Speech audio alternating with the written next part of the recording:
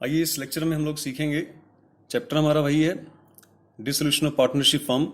ये उसका दूसरा वीडियो लेक्चर है और थ्योरेटिकल पोर्शन डिस्कस कर रहे हैं हम लोग, क्योंकि थ्योरी करे बिना हम प्रैक्टिकल में एंटर होंगे तो गलती होने के चांसेस बहुत ज़्यादा रहेंगे। और वैसे भी थ्योरी हमेशा बेस रहता है किसी भी चीज़ को जानने का। तो चलते हैं एक और थ्योरेटिकल टॉपिक के साथ। टॉपिक का नाम है modes of dissolution of partnership firm. कितने तरीकों से डिसोल्यूशन होता है पार्टनरशिप फर्म का। तो उसमें दो टॉपिक रहेंगे, without the intervention of court and by the order of court.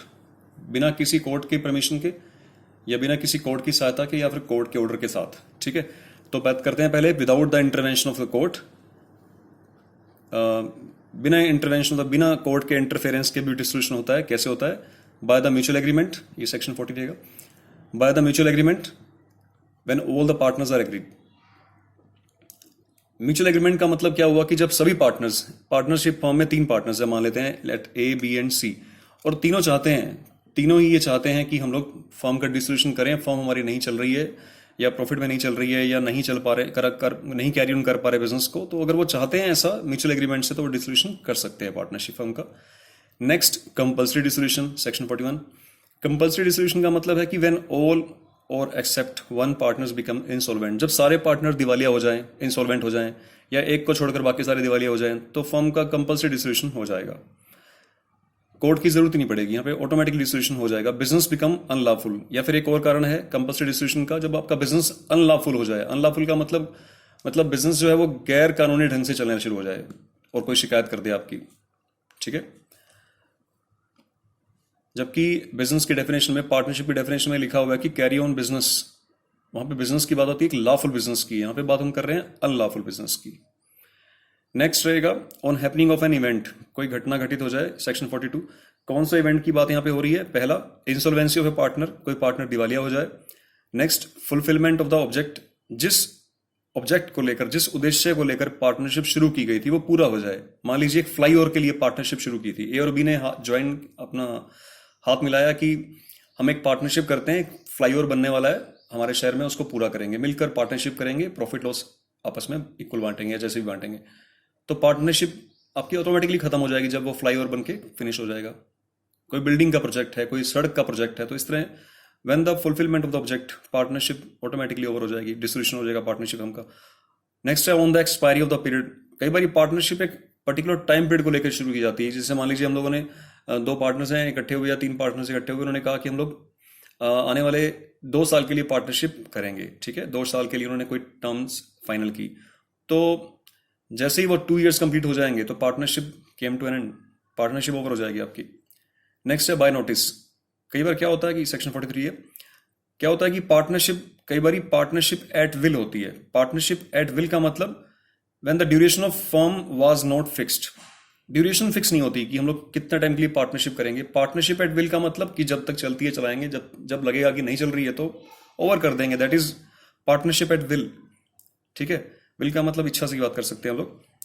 तो तब कैसे एंड होगा? मतलब चल रही है पार्टनरशिप, कोई टाइम पीरियड फिक्स नहीं था, तो 6 महीने के बाद, 7 महीने के बाद, साल के बाद एक पार्टनर को लगता है कि नहीं जम रहा है कुछ, मतलब नहीं सूट कर रहा है, मुझे कॉपरेशन नहीं मिल रहा है या मेरे साथ अच्छा नहीं हो रहा है वगैरह वगैरह, या लॉस हो रहा है फर्म में, तो वो क्या करेगा? Then just by giving a notice to the other partners the partnership came to an end. Just other partners को वो नोटिस देगा, एक रिटन नोटिस देगा, प्रॉपर वे में नोटिस देगा और पार्टनरशिप ओवर हो जाएगी उसकी, सिंपल। अब बारी आती है, हम बात करेंगे by the order of the court. जब कोर्ट ऑर्डर करता है कि पार्टनरशिप को बंद किया जाए, वो कब करता है? पहला, when A partner has become of unsound mind. जब एक पार्टनर अनसाउंड माइंड का हो जाता है। अनसाउंड माइंड का मतलब जस्ट लाइक वो मेंटली रूप से सही नहीं है। ठीक है, अगर ऐसा हो जाता है, वो अनसाउंड माइंड का हो जाता है कोई पार्टनर, तो पार्टनरशिप को आप, नेक्स्ट पॉइंट देखिए, when A partner other than the partner filing A suit. जब एक partner other than the partner filing A suit, suppose कीजिए कि 3 पार्टनर्स हैं, ए बी एंड सी। ठीक है, किसी भी फर्म में 3 पार्टनर्स हैं, A B and C. C went to the court, C file करता है कोई सूट, कोई केस फाइल करता है। तो मैं यहां पे बात कर रहा हूं when A partner other than the partner filing A suit, यानी कि सी को छोड़कर, ए और बी की बात हो रही है यहाँ पे। ए और बी में से कोई एक partner has become permanently incapable as a partner. A और बी में से कोई भी एक पार्टनर या दोनों जब परमानेंटली इनकेपेबल हो जाएं एज ए पार्टनर, मतलब पार्टनर रहने लायक ना रहें किसी भी कारण से, तब। Second, when A partner other than the partner filing A suit, यानी कि ए और बी में से is found guilty of misconduct which is harmful for the partnership. अगर ए और बी में से कोई ऐसा पार्टनर, मैं फिर कह रहा हूं कि मैं एग्जांपल लेके चल रहा हूं कि सी कोर्ट में गया है केस फाइल करने, ठीक है। सो ए और बी में से कोई भी एक पार्टनर फाउंड गिल्टी, दोषी पाया जाता है किस चीज का? Misconduct for the business activities. उसने बिजनेस एक्टिविटी को लेकर कोई मिसकंडक्ट किया है, उस मिसकंडक्ट से, गलत एक्टिविटी से कोई बिजनेस के लिए नुकसानदायक है, पार्टनरशिप फर्म के लिए नुकसानदायक है, तो कोर्ट ऑर्डर दे सकता है कि फर्म को बंद किया जाए। सी को ये जस्टिफाई कराना होगा इस चीज के लिए। Next, wilfully breach the agreement.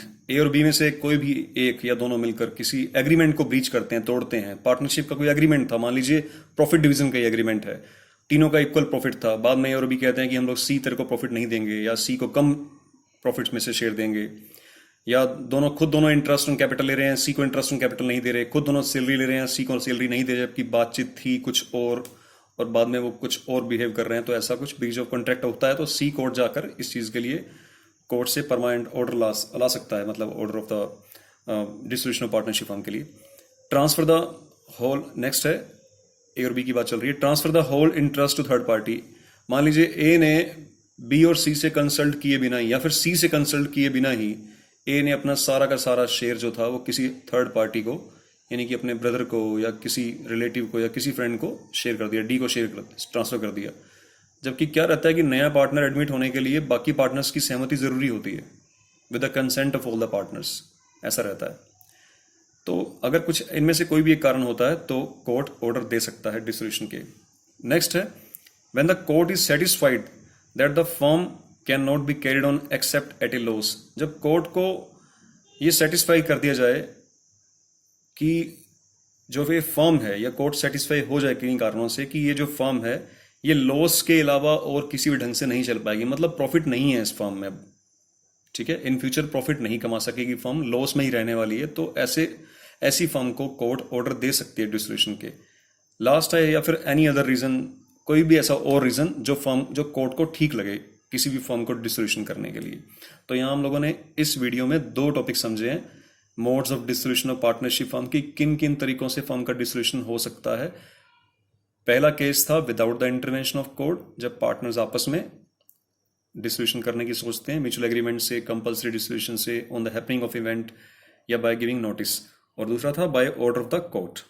Court को जब लगे कि कुछ गलत हो रहा है तो कोई भी पार्टनर या बाहर के जो क्रेडिटर्स हैं वो भी जा सकते हैं फर्म में, कोर्ट में जा सकते हैं, क्रेडिटर्स भी क्लेम कर सकते हैं कि इस फर्म को डिसॉल्व किया जाए और हमारे पेमेंट दिलवाया जाए, ऐसा भी पॉसिबल हो सकता है। तो आप रिवाइज कीजिए। अभी इसके बाद हम 3rd वीडियो में आएंगे। जो 3rd वीडियो लेक्चर रहेगा वो भी थ्योरेटिकल पोर्शन पे बेस्ड रहेगा, और उसमें हम लोग सीखेंगे settlement of account on dissolution. Dissolution के वक्त कैसे अकाउंट सेटलमेंट होंगे। उसी में हम लोग एक टॉपिक सीखेंगे, payment of firms debt and the payment of private debts. ठीक है, तो तब तक मेरे साथ बने रहिए आप। Thank you so much.